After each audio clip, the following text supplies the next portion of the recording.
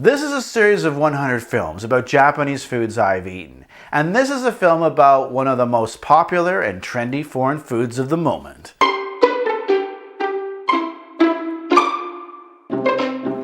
Often people from Canada and America are surprised by how different Korean and Japanese cuisine is. Sure, they both like sashimi and barbecue, but there are a lot of differences between Korea and Japanese palates. A lot of so-called Japanese food in North America is actually closer to Korean food. The sushi over here tends to use a lot more vegetables, which you don't see in Japan. Chisasugiru. There's also a lot more focus on rolled sushi, whereas in Japan the focus tends to be on the nigiri sushi. The other big difference is that Koreans love garlic and spicy foods. The Japanese cuisine is almost devoid of these two elements.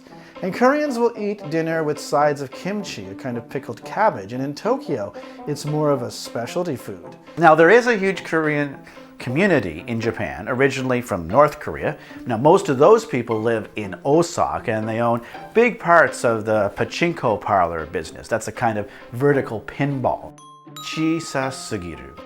While Japan has some weird foods like basashi, Korean foods can be a bit weirder, like sanakiji. This is not a particularly popular dish, but some places in Japan carry it. It's a traditional Korean dish where you take a live octopus, dip it in oyster sauce, and swallow it whole. There's a real danger if the tentacles grab onto the inside of your throat. You could suffocate. One time, one of my coworkers had to go to dinner with her boyfriend's parents. And since it was her boyfriend's father's birthday, the father wanted to eat the Korean live octopus dish. And he wanted to order it for the entire table. But she got lucky. It turns out they were sold out that night. Korean food in Japan tends not to be as spicy as you'd find in Korea. None of the food here is going to light your tongue on fire, that's for sure. And there's a large Korean neighborhood just north of Shinjuku station called Shin Okubo, with several blocks of Korean restaurants and stores. And the irony is that when I go to Shin Okubo, I hear a lot more Chinese voices, even though the businesses are Korean. The people that live nearby are mainland Chinese. The number one food that is definitely the most popular is bibimbap. This is basically a rice bowl with pickled kimchi, bean sprouts, barbecued beef, and carrots.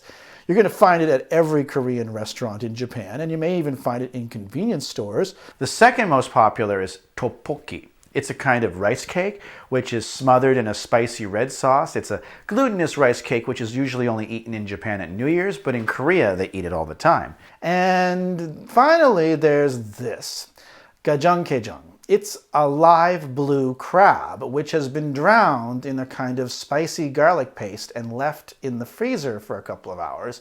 This is eaten raw, like sashimi. And apparently this is one of the top things Japanese people go to Korea to try. There are a few places in Japan that do it, but it's still pretty hard to find, so there you go. Where can I get it?